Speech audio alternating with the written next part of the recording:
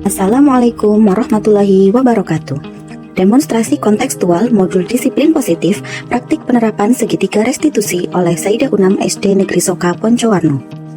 Restitusi adalah proses menciptakan kondisi bagi murid untuk memperbaiki kesalahan mereka sehingga mereka bisa kembali pada kelompok mereka dengan karakter yang lebih kuat. Restitusi bukan untuk menghukum murid, melainkan sebuah proses kolaboratif yang mengajarkan murid untuk mencari solusi atas masalah mereka dan membantu murid berpikir tentang orang seperti apa yang mereka inginkan, serta bagaimana mereka harus memperlakukan orang lain. Ada 3 tahap dalam segitiga restitusi. Yang pertama, menstabilkan identitas yang didasarkan pada teori kontrol, kita semua akan melakukan hal terbaik yang bisa kita lakukan. Yang kedua, validasi tindakan yang salah yang didasarkan pada teori kontrol, semua perilaku memiliki alasan. Yang ketiga, menanyakan keyakinan didasari pada teori kontrol, kita semua memiliki motivasi internal. Pada kesempatan kali ini, saya membuat skenario atas 2 kasus. Kasus pertama, Afika bertengkar dengan Radit karena merasa kesal saat Radit mengejek nama orang tuanya. Kejadian tersebut cukup menyita perhatian teman-teman yang lain karena Afika marah sambil berteriak-teriak dan menendang meja sehingga membuat suasana kelas menjadi tidak kondusif. Maka sebagai guru saya perlu membantu Afika untuk mengatasi masalah tersebut dengan menerapkan segitiga restitusi. Berikut skenario penanganan kasus yang pertama.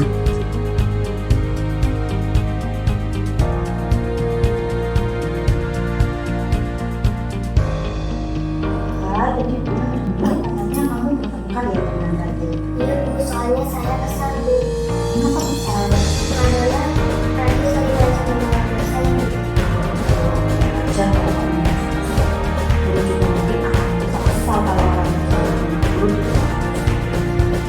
sekarang dulu apa yang harus kita lakukan pada Saya marah-marah sambil berteriak-teriak terakhir. Saya juga refleks dan hanya jadi bukan terakhir. kira-kira apa sih yang kita Karena ini bukan pertama kalinya Bu. Hampir setiap hari Radit selalu mengejek nama ayah saya. untuk menghargai perasaan kita. Semua orang mungkin akan merasakan hal yang sama kalau orang kita kecil. Tapi menggunakan amarah dan menggunakan emosi saat kita makan itu cukup penting. Sekarang kita diskusikan kira-kira yang paling mengarahi aksi kesalahan dan itu apa sesuai dengan keyakinan kita. Tidak Bu, Keyakinan mana yang harus kita langgar? saling menghormati dan menghargai. Menurut Afifa, saling menghormati dan menghargai antar teman itu penting atau tidak? Penting. Oke, kalau menurut Afifa itu penting, apakah kita bersedia memperbaiki masalah ini? Setuju. Kira-kira apa yang bisa kamu lakukan agar masalah ini bisa selesai dan tidak terlalu? Saya akan belajar lebih sabar Bu. Dan jika ada teman yang mengejek saya, nanti saya akan melakukan itu. Semoga masalah ini tidak muncul lagi ya. Dan kita bisa lebih bisa. Kalau ada yang ngecek, langsung melakukan Baik Bu, terima kasih. Kasus kedua, Sherlyn adalah seorang siswa kelas 5.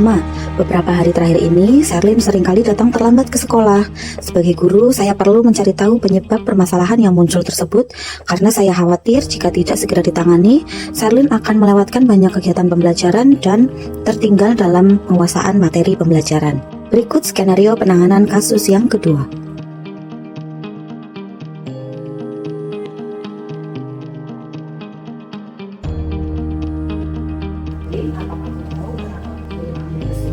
Tahu Bu, karena tadi saya datang terlambat. Dan hari ini Sherlyn berangkat jam berapa dari rumah? Jam 7:15 Bu. Terus sampai sekolah jam?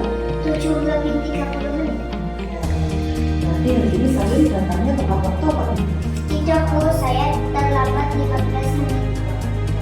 Setiap orang itu pasti pernah melakukan kesalahan.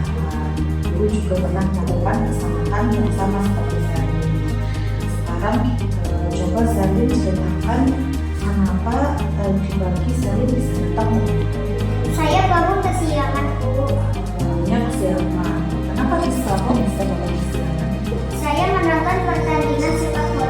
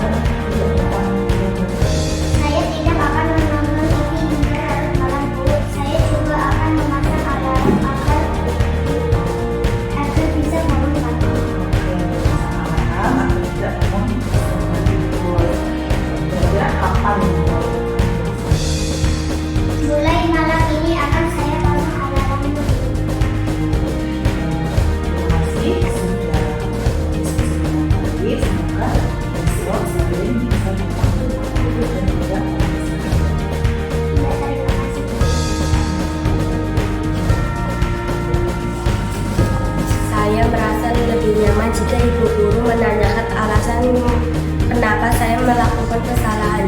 Saya jadi tidak takut untuk mengatakan yang sebenarnya. Saya merasa lebih nyaman jika ibu guru menanyakan alasan kenapa saya melakukan kesalahan. Saya jadi lebih menyadari kesalahan saya dan ingin memperbaikinya. Demikian demonstrasi kontekstual yang saya susun. Semoga dapat memberi manfaat bagi yang menyaksikan.